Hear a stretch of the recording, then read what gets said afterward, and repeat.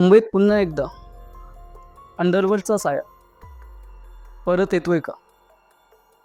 कारमध्ये जिवंत गोळी, धमकी पत्र आणि टार्गेट मुंबईतील बिल्डर मेहुल मेहता, जे MDM रियालिटी ग्रुपचे मॅनेजिंग पार्टनर आहेत आणि ते MDM रियालिटी प्रोजेक्ट प्रायव्हेट लिमिटेडचे संचालकसुद्धा आहेत.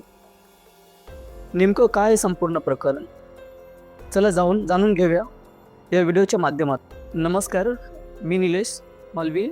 आपण बघताय प्रतिप्रश्न. वर्सोवा मेट्रो स्टेशनजवळ कन्स्ट्रक्शन साईट आहे. तेथे बिल्डर मेहुल मेहता यांचा प्रोजेक्ट सुरू आहे.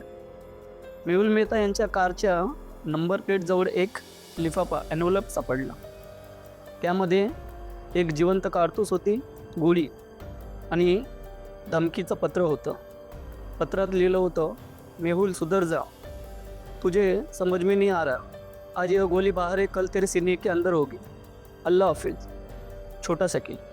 या पत्रात अंडरवर्ल्ड डॉन छोटा शकील याचे नाव असल्याची माहिती समोर आली.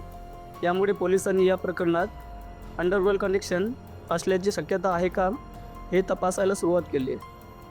आणि तपासात असा संशय व्यक्त केला जात आहे की काही मोठ्या रिडेव्हलपमेंट प्रोजेक्ट्स आणि कथित खंडणीची मागणी या कारणामुळे हा वाद निर्माण झाला असावा. सध्या पोलीस इन्व्हेस्टिगेशन सुरू आहे.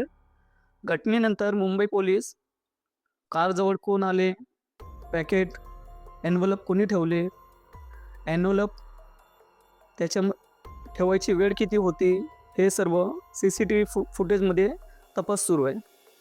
आणि सोबतच धमकी पत्राचा स्रोत शोध घेत आहेत आणि त्या एनव्हलपचा अंडरवर्ल्डशी नक्की संबंध आहे की नाही हे सुद्धा तपासत आहेत. मुंबईत पुन्हा एकदा बिल्डर्सला धमक्या मिळण्याची घटना समोर आल्याने मुंबई शहरात खळबळ उडाली आहे.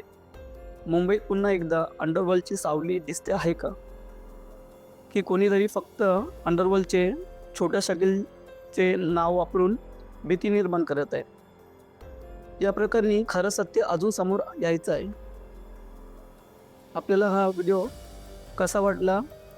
व्हिडिओला लाईक करा, शेअर करा आणि चॅनलला सबस्क्राईब करा. धन्यवाद.